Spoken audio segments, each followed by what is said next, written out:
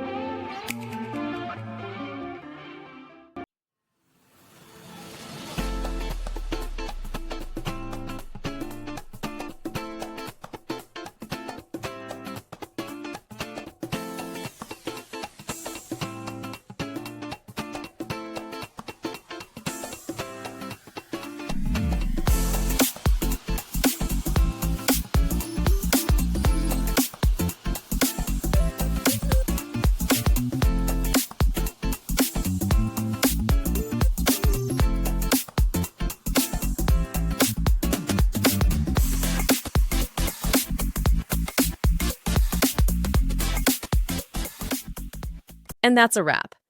I hope you found the answer you were looking for. If you did, take a second to hit that subscribe button. It really helps out. And let me know in the comments which solution worked best for you. See you next time in the debug zone.